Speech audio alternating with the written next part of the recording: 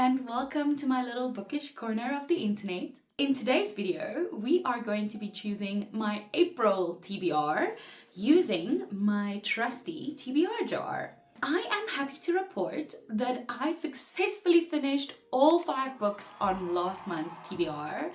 That is honestly a first time for me. I have never finished my set TBR before, but something that I learned about myself this month is that I really enjoyed having the set list of books to read. It just takes that decision element out of it for me, and that really kept me reading. So that being said, this month we are going to be choosing 6 books from the jar instead of 5. Hopefully I read a lot this coming month as well, and that will just help me a little bit not to feel lost in terms of what to read next. So I think let's get straight into it. Let's see what our first book is going to be. This is always so exciting. I love doing this. Okay, I have one. Okay.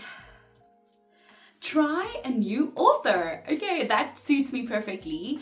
I have a lot of books that are new authors to me that I'm really excited to get into, specifically fantasy books. So let's see what I have and we'll choose together. So I have 2 high fantasy books here that I am very much in the mood for. Both of these books would be brand new authors to me. The first needing no introduction, and that is Mistborn by Brandon Sanderson. I have been wanting to read this specific series for very, very long, and I have been wanting to try out Brandon Sanderson because obviously he is super famous, and I believe for a good reason. So this is option number 1. And then I also have The Silver Blood Promise, which is by James Logan. To be honest, this book hasn't really been on my radar. My husband got this book for me, and apparently it's an amazing series. It is an epic fantasy.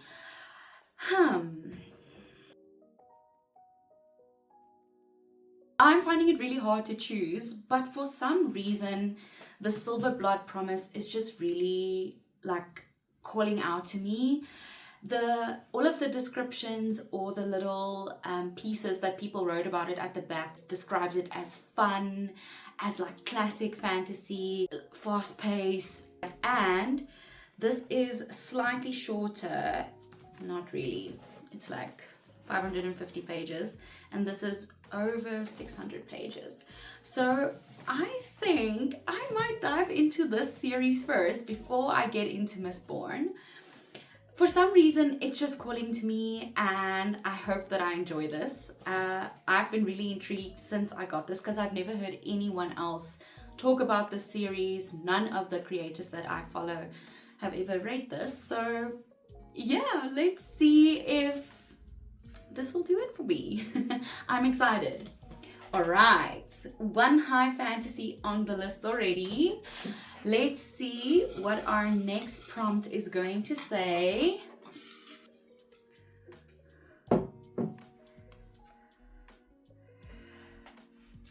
A white cover. Ooh, okay, this is exciting. I have lots of books with white covers that have been on my radar for very long that I want to get to. So let's pull some options and see what we have to work with. So I obviously have lots of fantasy books that have a white cover. I have The Poppy War, I have Mistborn that we just spoke about, but I think since I'm diving into this new series, I don't want to start those other 2 as well. So I thought these 2 would be good options. First being The Invisible Life of Addie LaRue by V.E. Schwab. Everyone knows about this book. It's been on my TBR for quite a while. I've been wanting to pick this up. I think it's just one of those that I'm a little bit scared to read because it has been thoroughly hyped up by the internet, and I am scared I don't like it. I think it is slightly dark, and what I've learned about myself, I do tend to struggle with books that have a very, very dark undertone. I mean, I got through Red Rising and I love that, but even in Red Rising or some of these very serious fantasies, there will always still be an undertone of hope, and I hope that is the case with Addie LaRue as well, because I've heard it's quite sad. But I am excited to get through this. I have read V.E. Schwab before. I've read Vicious by her, and her writing is very excellent. So I'm quite excited actually to get to this. Look, I pulled this one, Theo of Golden, as well, which is another option, but I think I've kind of just convinced myself that I want to read Addie LaRue instead. This book, I think, is more, it's a literary fiction, I believe. I don't know if it maybe has a bit of elements of magical realism. I haven't really read a lot about this. It's just been very popular and people say it's very heartfelt, which is something I really want to read. But I actually listened to a video this morning that says this has a lot of spring vibes in it, and we are kind of going into autumn here in South Africa, and currently the weather is so gloomy and rainy and a little bit darker, so I think this will suit the vibes better. So book number 2 will be The Invisible Life of Addie LaRue by V.E. Schwab. Okay, I just have the most fun doing these videos and just picking my TBR this way. Okay, let's do the third book.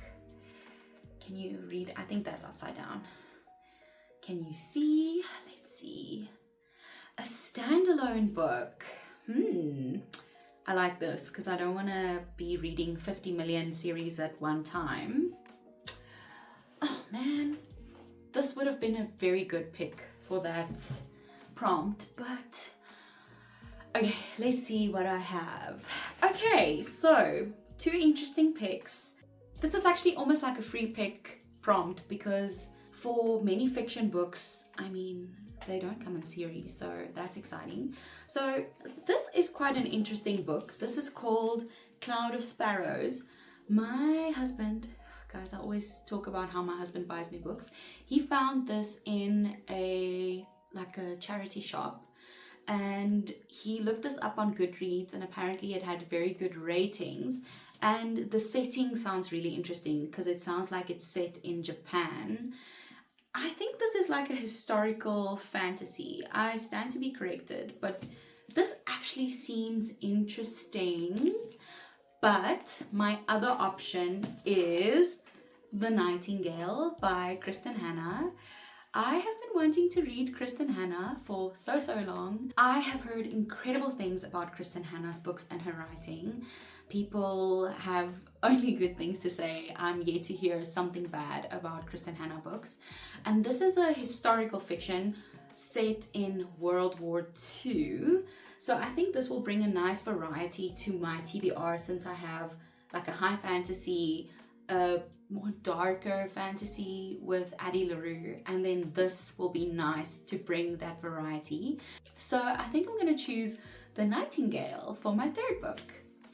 Okay, book number 4. Let's see what we have. Okay. Oh, that is, yeah, there we go. Okay. I was waiting for this prompt to pop up. Been on my TBR the longest. I know exactly what book this needs to be. Guys, this will be none other than Tomorrow and Tomorrow and Tomorrow by Gabrielle Zevin. I heard about this book last year, and this was one of the first books that I bought when I got back into reading.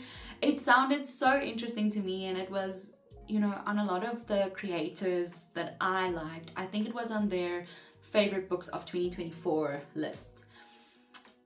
But since I bought this, I've never had the desire to pick this up, and I've been looking at this book on my shelf and I'm like, I don't know if I'm ever going to be in the mood to read this. So the TBR jar has come in very handy because it is going to force me to pick up this book. Apparently it's really good. From what I've heard about it, it's about 2 friends that are like either gamers or like game programmers, and they develop this game and it goes from there. So honestly, the premise sounds a little bit uninteresting, but apparently this is fantastic, and Gabrielle Zevin has really good writing. So yeah, this is a good thing. It's a good thing. I am scared of this book, but I just need to do it. I've picked it, it's on the TBR, so this will be book number 4. Right, the 5th book. Oh guys, I'm looking at my TBR, they all seem very chunky. I hope I get through it. Okay. Let's turn it that way. Let's see what we have for book number 5. A book with a female protagonist. This sounds interesting. I think I know. So, something we don't have on the TBR just yet is something a little bit more romantic-y. And a female protagonist is a very romantic-y coded prompt if I've ever heard one. So, let's look into like a cozy fantasy / romantic book next. So we have a few options. First off will be Emily Wilde's Encyclopedia of Fairies. So Emily Wilde is our main character here, and she is heading off on a journey to set up her Encyclopedia of Fairies. So this is very cozy. I've heard it's winter vibes, so maybe this is not a bad time to pick up this book since the weather has been a little bit gloomy. So this is an option.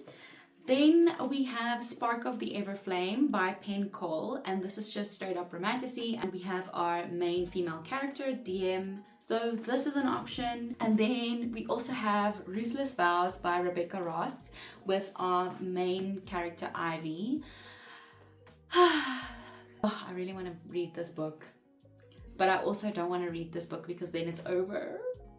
So let's see, what's screaming at me between these 3? Honestly, the book that's screaming at me most is Emily Wilde's Encyclopedia of Fairies. I think I am just in the mood for something cozy and light-hearted. So among a lot of these like fiction, darker books, fantasy books, I think it would be nice just to have something a little bit unserious and light-hearted to break the mood slightly. So can it be that I'm finally putting Emily Wilde's Encyclopedia of Fairies on my TBR? Yes, this is the month that we're doing it. And then the 6th and final prompt that we're going to be choosing for April. This is always finished way too soon. Oh, that's like 5 prompts. Let's go again. There we go. There we go. Okay, this seems like a long prompt. Author's name starts with the letter C. Who thought of these prompts? Me. I did. This is a very interesting prompt. Okay. Does that even... Do I even have a book like that? Hold on. We have literally 2 authors that's names start with the C. So the first option that we have is by Claire Hajaj, and this is called Ishmael's Oranges. This was part of the little thrift store shopping trip that my husband did where he got me A Cloud with Sparrows, and apparently this was also very, very good. So I don't know if you guys can hear, but it's just started pouring rain outside, so hopefully the sound is okay. But this seems to be 1 minute 7-year-old Salim is dreaming of taking his first harvest from the family's orange tree. The next he is swept away into a life of exile and rage. Seeking a new beginning in swinging 60s London, Salim finds unexpected love with Jude, a troubled Jewish girl struggling with her own devastating family history. So this sounds like a historical fiction. It sounds good, but I don't know if I'm really in the mood for another historical fiction. And then the second option is Wild Dark Shore by Charlotte McConaughey. This book has been making the rounds on social media, and honestly I've been very excited to pick this up.